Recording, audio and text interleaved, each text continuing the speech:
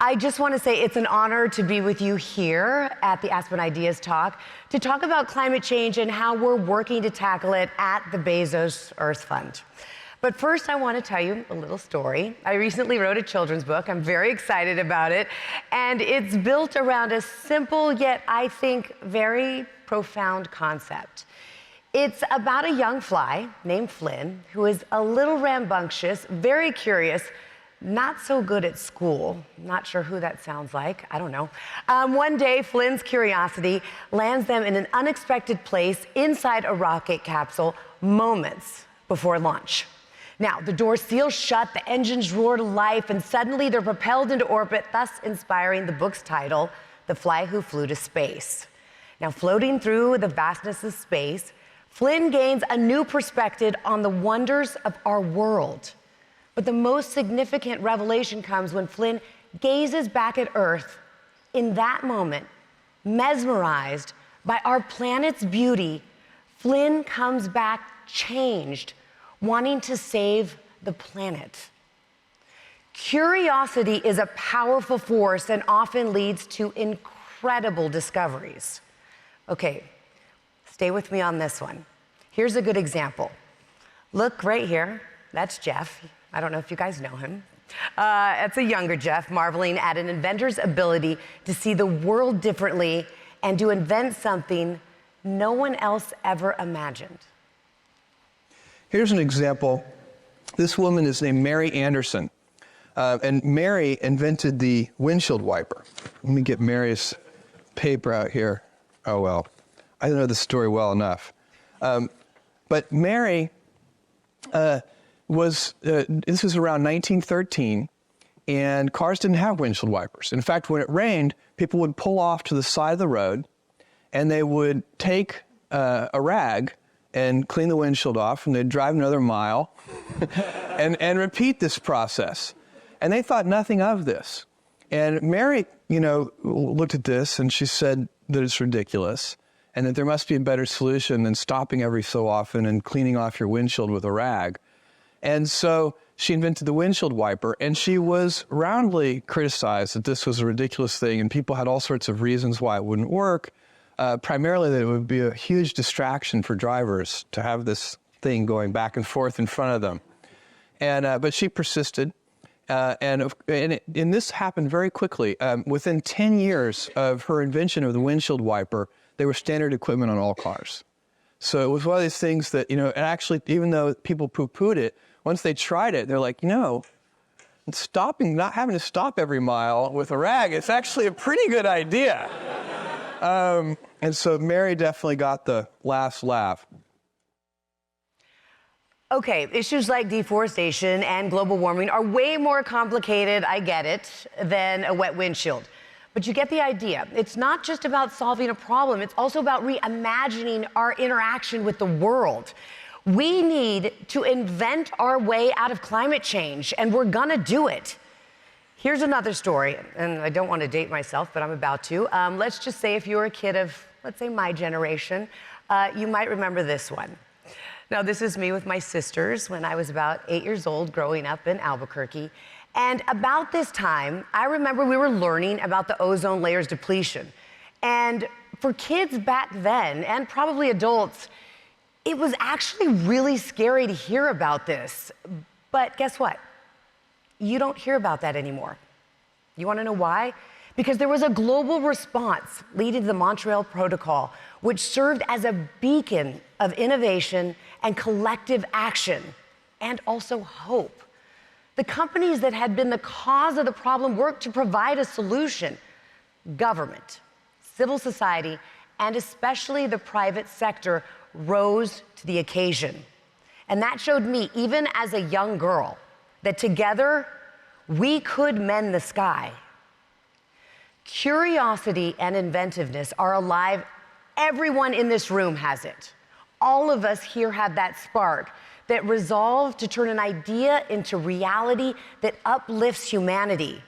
Now, what we need to do is we need to nurture those sparks and ignite them into roaring flames.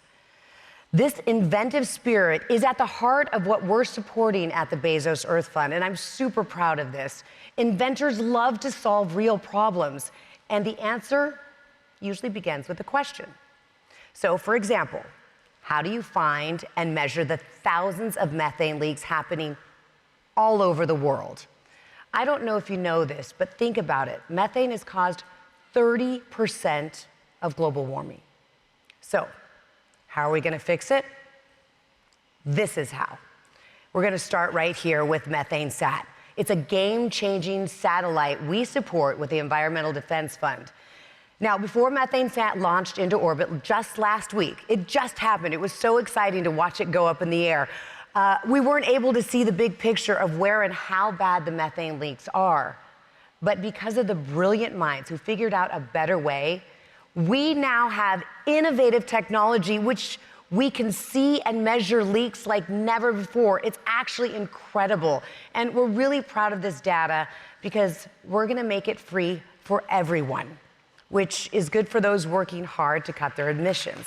Oh, thank you. It is one way how we're inventing our way out of climate change. It's really incredible. This would have been unthinkable just 5 years ago. Now, another question, how do you restore nature in a way that raises quality for local communities? This woman right here, Wangari Maathai, had an idea, a solution that earned her a Nobel Prize. Professor Maathai started a network of groups where women learned how to plant trees and earn an income from forest products. This idea grew into the Green Belt movement, which empowered 30,000 women to empower their lives by planting more than 50 million trees across Kenya. The Bezos Earth Fund works with partners like the Green Belt movement to carry this legacy forward, and we do. At the Bezos Earth Fund, we like to co-invent. This takes creativity and flexibility. Okay, finally, one last question that we're thinking a lot about. How do we feed 10 billion people with healthy, sustainable protein throughout this century? This will need a ton of innovation. We're investing heavily in livestock sector and inventions that will give consumers meat options that are better for the earth. I am thrilled to announce, I'm very excited about this one tonight, $60 million to establish Bezos Centers for Sustainable Protein that will help grow these ideas.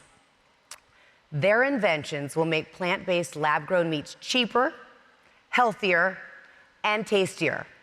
And these sustainable proteins really are getting better. Trust me, I've had one, and they are getting so good. You can hardly tell the difference now. I really like them. Anyway, these examples barely scratch the surface of what's possible when we combine hope with action, ingenuity with determination. Our world is poised for a transformation for a future not constrained by compromise.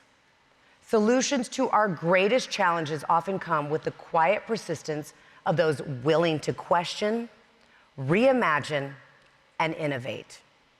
And in this spirit, let us embrace a vision where we don't have to choose between advancement and the environment. We stand at the threshold of a new era where we will continue to grow and consume energy. That's what we do, but no longer at the expense of our planet. This future is not just a dream. It's not. It's a blueprint for a world where our lives are enriched without harming the earth. A world where every action towards sustainability, from the smallest to the grandest, contributes to a cycle of renewal and abundance for everyone. This is why I wrote my book about Flynn the fly and why I'm so proud to work with the Bezos Earth Fund and what they're doing. We want to inspire children and all of us, every single person in this room, to be curious, to follow your ideas as we invent our way out of climate change. Thank you so much.